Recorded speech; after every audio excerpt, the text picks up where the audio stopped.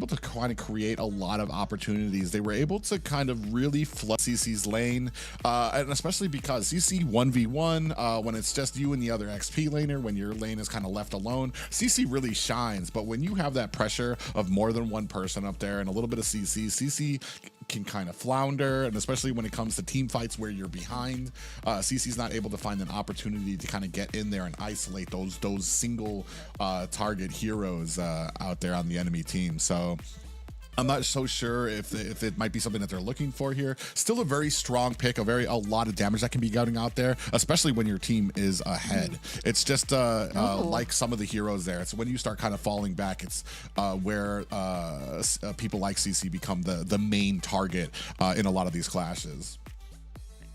I was laughing because, like, how many times did we actually say CC, right? I think people can't even differentiate if we're saying CC as in crowd control or CC, the hero, right? I mean, come on. It is a big thing here, especially for these two teams, right? The CC heavy composition, not the hero, okay? But it's still open, by the way. So maybe Twisted Mind still needs that XP lane. Great for maybe zoning out the Bruno in the back line. Still someone who is really annoying to deal with. Or maybe they can go for something different for their XP lane. They pick up the Tigreal here for S2G, then they're packing up the CCs here. Yeah, still go for the X-Borg though. Yeah. Oh man, we have a Vexana, the initial pickup of Exana, and Cuffin has been able to show that even on some of these less mechanically inclined heroes, the CC heavy ones where you can where it's all about your placement, Cuffin has really shined when with that, shown the patience to not kind of get into a lot of these team fights unless they have a good way forward and a good exit out of there as well. And Vexana right now is a force to be reckoned with. The Eternal Guardian, a lot of her kit is basically based around stunning and fearing the enemy in a wide area as well. So I want to say a decent counter when it comes to the Tigreal pick, the Ruby pick, who are going to be in there right in the center of the fights. Yeah, the Vexana that is currently top 3 most picked hero in the Mythic up until like Mythical Glory. It just really says something about the buffs that were given to her. And I love how it goes to the hands of Cuffin, right? Like, it needs to be utilized properly. And at the same time, if you look at the mid lane here for the side of S2G, they pick up the Valentina here this time. So both letter Vs for the mid lane, the Vexana and Valentina. What's going to be really crucial here is which ultimate is Begin going to pick up, right? There's a lot of really good ultimates here to pick up for the side of S2G. So he really has to be wise when it comes to picking up those ultimates, right? It can really change the tides of the game. But over the gold lane, I would definitely say that Sano has a lot more advantage here when it comes to the laning phase. BMI out, you can pretty much escape anything. And Sigibum, though, does have the potential to kind of like poke Sano here on his lane to make sure that he kind of makes him back away when it comes to, you know, picking up those gold cards in the early game.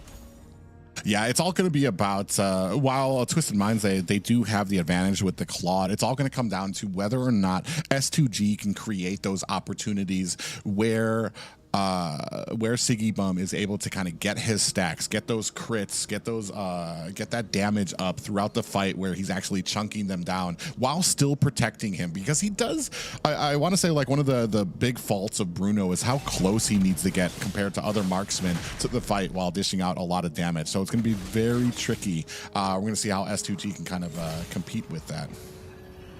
Yeah, the Tigreal ultimate proves to be really deadly too right now. I mean, if you manage to snag in at least like 2 or 3, that would be really good. And the stun that it kind of has when you pop in the ultimate, it's going to be good when it comes to team fights here. So Twisted Minds has to kind of watch out for that. Already starting up this turtle. I do love the attempt here by Lunar, but that's going to be Twisted Mind picking up the first turtle of the game. This is huge for their side. Yeah, huge and kind of, I want to say, uncharacteristic. S2G usually a big part of these early objectives, make sure that they have the pressure and make sure that they're a part of a lot of these objective fights to make sure that they're always contested. So it's actually, I want to say, unlike S2G to not be a part of that, especially Kazoo, who was cleaning up his buff there at the moment. Yeah, the thing here about the S2G is their lineup can get really deadly, right? It's pretty much similar to what we've seen in game number one. They got that Ruby, which seems to be joining a lot of these team fights, right? And it's not easy to take it down. So I really like the composition that they picked up this time. Pretty similar to what they had in Ooh. game number one. And Marrow's in trouble here, though. His first blood's gonna Yeah, go to we the saw side that. of We were S2G. just Great talking. start. Yeah, we were just talking about that implosion, the stun right at the beginning, immediate, and then we had the decimation by Kazoo, able to clean that up very quickly for that first blood, and now it's going to go ahead and put a ton of pressure onto this purple buff, but it does look like Kazoo going to go ahead and turn away from it. Yeah, first blood again goes to the side of S2G. First turtle, let's see if Hoda's going to be able to take it in. Okay, face checks onto the bush. Haro, though, he's trying to get something. He still has that ultimate up, but yeah, the burst is too much here to handle for the side of Twisted Minds. Yeah, way too much right now. And now we're coming down here to the bottom. Siggy Bum in a little bit of trouble here, trying to still put on the damage, and he might be getting caught. Yeah, and that's going to be enough with the power not able to protect him from 4 members of Twisted Minds. And they close the distance quickly. Yeah, they're making sure that, Sano is well farmed up once it comes to the late game, right? And even taking advantage of the time that the Bruno still kind of needs that assistance when it comes to that early game. And S2G seems to be focused on these team fights right now. And Karo waiting for the right time to pop in that ultimate. He does not have that flicker, though. Twisted Minds are already taking in the first turtle. Let's see if they can find it once again. Here comes the final slash. Yeah, and then we have the Appraiser's Wrath come out there as well. Soda does find a kill onto Lunar. That's going to be 1 down for S2G as they're fighting for this turtle. They're going to be able to clean this up with a great zoning out there. Maro even pushing Kazoo away from his farm here in the jungle as well. And I mean, it continues. A very dominating start for Twisted Minds, and we've been seeing this, the domination when it comes to these objective fights. Yeah, the change CC. I think at this point, right, even though they see just Karo, they're willing to commit here because he's the one that kind of changes the tides of the game. There you have it. The ultimate's being invested here. Maro a little bit too big deep push. in, though. Maro trying to find himself, create some distance there, dashing back and forth. Looks like he might be caught. Do we have a decimation coming in? Kazoo able to find the kill there as well. Okay, that was a good trade, though. Like, they took down the roamer. Maro actually bought the time for Twisted Minds to be able to get in that tower on the top side. Even though he was down, his team is actually able to take in the turret. And we're going to be having a quick pause first right now before we head into the game. So Twisted Minds, so far, they have taken in 2 of the towers. This was the same thing that they did in game number 2. Create that space. Even in game number 1, they just created a space. And once they had that space, it was so easy to take these turtles, to take these lords for their side, and even pull up their gold all the way up against S2G.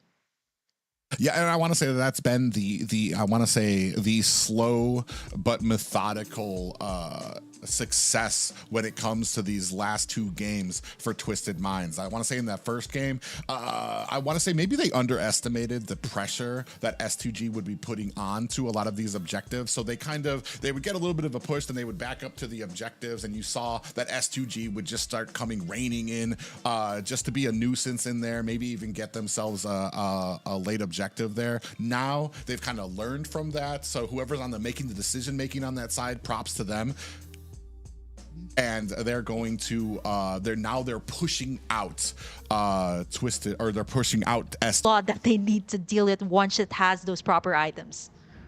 Well, we were seeing in the first game that Twisted Minds were able to kind of find some pickoffs onto Karo when it came to that Minotaur. It's just when it came to the mid and late game, the combination of the Roam and the Lunar on the Ruby was becoming too much for Twisted Minds. So we'll see if we start inching towards that mid and late game, if S2G can create the same type of success they did in the first game. Yeah, taking a look at the items here, the Bruno of Sigibum actually prioritized that Haas Claws, which is kind of the thing when you have these marksmen that need that kind of space to be able to dish out the damage. So the Haas Claws will actually help it restore its health back to full. So now what S2G needs to do is instead of contesting for the turtle, they're actually going to be taking in the tower. So instead, they're going to give themselves some space also over the top side, whereas Twisted Minds, they have all the space that they can get to take in this turtle without any contest at all from the side of S2G. Yeah, and I kind of applaud the plan there too. They haven't been having much success when it came to these objectives. So I mean, and instead of just kind of, oh, we do have a final slash that lands onto Kazoo. You can see Hoda comes in to help, but not able to secure the kill there onto S2G. Yeah, the turtle once again, I think all of them so far went to the side of Twisted Minds. This is really hard for the side of S2G. They want to have all these clashes, but Twisted Minds just keep on getting those turrets, keeps on getting those objectives, which just makes them all the more farmed up right now. 86 seconds before we head over to our first Lord here. This should be Twisted Minds once again having the prime position there before they take this in. Not to mention Sano. We haven't seen so much of him yet, but he has been pushing. He has been farming there, and that is exactly what a Claude needs to do here once it reaches mid to late game. I mean, he's already one level at the 8-minute mark. He's already one level over Siggy Bum on the Bruno. So this is only going to start expanding unless they can kind of find an answer. And we're already starting to get out of the laning phase. We do see Blazing Duet is activated there as they're trying to zone out the rest of S2G here from the tower, and a very clean tower take, I want to say there. The Blazing Duet came in there. The Eternal Guardian also used to push out S2G while they just cleaned up the tower without much contention. There's a lot of zoning that happened there, right? Like there's so many heroes that will, again, that front lines here. You got the final slash from Maro, and at the same time, you don't know when Mike Sam's going to pop up that last Insanity. And not to mention, S2G also has to consider when the Blazing Duet will be popped or where Sano is going to be in. And again, the pressure here for Twisted Minds on the lanes. They're just so good with these macro plays. They've been taking in towers after towers up against S2G. And right, just like that, the pressure onto the lanes here will actually give Twisted Minds the prime position here on this Lord Pit. Yeah, and I was just about to say, too, it's like you get too close, you're in range of Maro in the final slash, and you get too far away, then you've got a lot to compete with when it comes to the Blazing Duet and the Eternal Guardian. Now we're starting on to the Lord, about half health for Twisted Mind. It does look like Karo wants a little bit of a piece of this. You can see the rest of S2G looking for a position here, trying to get in there. Ooh, nice little stun. Oh, an implosion lands on the 3 members. Here comes the Eternal Guardian. The Appraiser's Wrath comes down and gets them very low. Mike in a little bit of a bad way. Maro finds a kill onto Kazoo. And looking right now, yeah, and that is a retry down for S2G. And unfortunately, that's going to be probably this Lord going over to Twisted Minds. Definitely. I think it kind of backfired on the side of S2G here. Like, what Karo wanted to happen was, like, land that very, very nice setup. But the thing here about Twisted Minds is the backline that they had, the Blazing Duet, and then you got the Eternal Guard from the Vexana that really needs to be looked upon here by Twisted Minds. And just like that, without Kazu in the picture, Twisted Minds just got in that free Lord. And not to mention, too, I really love to commend the zoning here of Mike Sam. He was the one actually being a menace here to S2G, which is why they couldn't really position themselves very well in that Lord Pit. Here it comes. First Lord, this should actually create so much more pressure. At least the second tier towers will go to the side of Twisted Minds. Yeah, and that's the problem here with the front line. Unfortunately, it's like it's almost at a point Karo needs to be able to find an implosion on Coffin and Sano, which doesn't make sense on paper when you think about it, because those are the 2 heroes that are going to be well in the back line of Twisted Minds. Every single time an implosion is going to come out, you're going to be dealing with an Eternal Guardian, you're going to be dealing with that Blazing Duet, you've got Maro, and then you've got the tankiness of the front line there. So it's just a very frustrating game with a lot of hurdles for S2G right now to overcome as they push through to the mid. Yeah, they need that one setup once again, that miracle setup that made them win game number 1. But, you know, Twisted Minds, 33k for their side. Mike Sama and Hoda zoning them away. The Lord is pushing in on this bottom side. And not to mention the Purify still up here for Sano, just in case he gets caught up by that implosion from the Tigreal, or maybe even gets set up here by Ruby. Another big thing to kind of point out too is a pretty low kill game for the amount of towers down. 6 towers down and 5 kills for Twisted Minds, which just means that they're getting so much value out of every single kill that they get in objectives. Just a very smart plays by them. Yeah, 8,502 for Sano here, as compared to the Bruno here of Sigibum that only has 7,500. So that's at least a good 1,000 gold difference from the gold laners. And at this point, the Claude is pretty much activated already. And it's gonna be really hard, not unless you get that setup that I am offended, and at the same time you get that implosion. But then again, you have to deal with the purify here of Sano, so it's not gonna be easy to take him down. Maybe perhaps take away Cuffin, but his positioning is just way too good right now. Yeah, and it's unfortunate too because as we were talking about before, even now, Siggy Bum not really even farmed enough to be doing too much damage to the front line. And we were talking about it before. You need to be able to kind of create those opportunities for the Bruno to get those stacks, to get that damage, to ramp it up to a point where it's actually scary. Unfortunately, S2G, the front line, having troubles even withstanding the amount of damage that Twisted Minds can come up with during these clashes. Yeah, there was like so much lords to deal with. Mike Sama, I don't think it's going to be a problem for him. He's going to be able to sustain all of that damage, and not to mention he still has that immortality. Look at the zoning that he's doing while everyone else is working on this Lord Caro, trying to find the right setup. Ooh. He does get two here. Lord being pushed away though. Sano manages to take it in for the side of Twisted Minds. Nice attempt though by Maro, but he is gonna get punished here by Twisted Minds. And that is it. That is it. It's gonna go to Twisted Minds here. This the first Luminous Lord of this game. Caro with a wonderful play into the backline, lands an implosion, and then pushes the jungler away, looking for an opportunity or creating an opportunity for his team in S2G, but they just weren't able to capitalize. You were talking about it. Big Final Slash comes out here, Blazing Duet onto the side, bursting them down to about 10%. Cuffin finds a kill onto Lunar, and we are blazing through the mid tower. Lord still bounding his way at the top. Yeah, Lunar's already down. That's one man down to not have that setup. Mike Sama's really tanky here, but this Twisted Minds, they're looking to end this one. Lord is knocking in the base, but they're taking down the inhibitors first. This is not going to be easy for S2G. They're setting it up right now. They're able to melt down the Lord, but there's a lot of minion waves here. Caro, though, yeah, we have a 7K gold lead right now. They are trying to withstand, trying to defend minions all over the base right now. We're coming in here right now. Siggy Bum gets taken out, and there is that last game. Twisted Minds come ahead for Saudi Arabia.